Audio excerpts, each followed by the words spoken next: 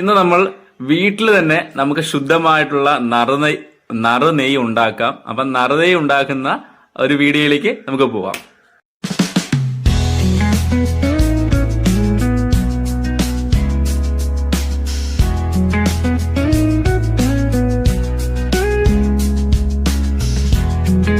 അപ്പോൾ പാല് കാച്ചി നമ്മൾ സൂക്ഷിക്കുന്ന പാൽപ്പാട കുറേ ദിവസത്തേക്ക്, ഒരു 10-12 ദിവസത്തെ പാൽപ്പാട നമ്മൾ ഇതുപോലെ ഫ്രീസറിലെടുത്ത് സൂക്ഷിക്കും. അത് നമ്മൾ എന്നാണോ നെയ്യ് ഉണ്ടാക്കുന്നത് അതിന്റെ തലേ ദിവസം നമ്മൾ പുറത്തിറക്കി വെക്കുക. അതിനുശേഷം നമ്മൾ മിക്സിയിലെ ജാറിലേക്ക് എടുത്ത് തണുത്ത വെള്ളം തന്നെ ഒഴിക്കാൻ നമ്മൾ ശ്രമിക്കുക. 1-2 പ്രാവശ്യം ലെഫ്റ്റും റൈറ്റും ഒന്ന് തിരിച്ചാൽ മതി മിക്സിയിലെ ജാറിലിട്ട്.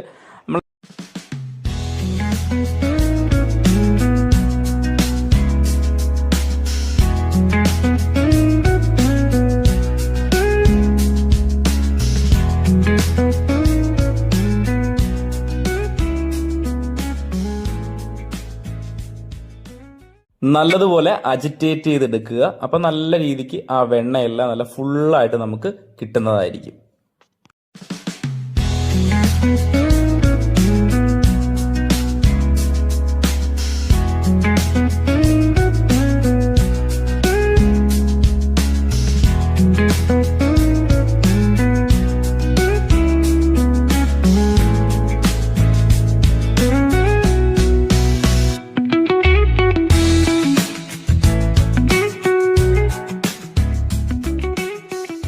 ചുവട് കട്ടിയുള്ള നല്ലൊരു പാത്രത്തിലേക്ക് ഈ ശേഖരിച്ച് വെച്ചിരിക്കുന്ന വെണ്ണ അതിലേക്ക് ഇടുക.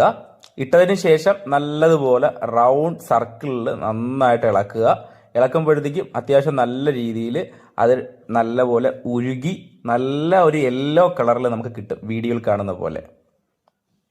അതിനുശേഷം നമ്മൾ ഫസ്റ്റ് സ്റ്റെപ്പ് എന്നുള്ള രീതിയിൽ ഫ്രോത്ത് നല്ല രീതിയിൽ ഉണ്ടായി കിട്ടും. വൈറ്റ് പത പോലെ മുകളിൽ നല്ല രീതിയിൽ ഉണ്ടാവും. അപ്പൊ ഇതാണ് ഒരു ഫസ്റ്റ് സ്റ്റേജ്. പിന്നെ അത് കഴിയുമ്പോൾ നല്ലപോലെ പതഞ്ഞു വരും. അപ്പോഴൊക്കെ നമ്മൾ നന്നായിട്ട് അടി പിടിക്കാതെ ഇളക്കി കൊടുത്തുകൊണ്ടേയിരിക്കുക.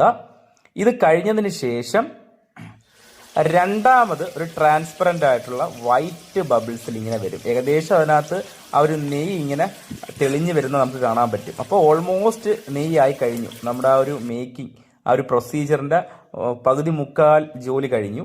അപ്പോൾ നമുക്ക് അതിൽ കുറച്ച് നല്ല മണം കിട്ടാനും കൂടുതൽ കാലം ഇരിക്കുന്നതിന് വേണ്ടിയിട്ട് നമ്മൾ കുറച്ച് കറിവേപ്പിലയോ അല്ലെങ്കിൽ മുരിങ്ങയുടെ ഇലയോ, ഇപ്പം ഞാനിവിടെ ഇട്ടിരിക്കുന്നത് കറിവേപ്പിലയാണ്. ഇട്ട് കഴിഞ്ഞാൽ അത് മൂത്ത് കഴിഞ്ഞാൽ നമുക്ക് തണുത്താറുമ്പോൾ നമുക്കത് അരിച്ച് എടുക്കാം. നല്ല പ്യുവറായിട്ടുള്ള, നമ്മൾ ഒരു കെമിക്കൽ പോലും ചേരാത്ത നല്ല സൂപ്പർ നെയ്യ് നമ്മുടെ വീട്ടിൽ തന്നെ നമുക്ക് റെഡിയാക്കി എടുക്കാൻ പറ്റും.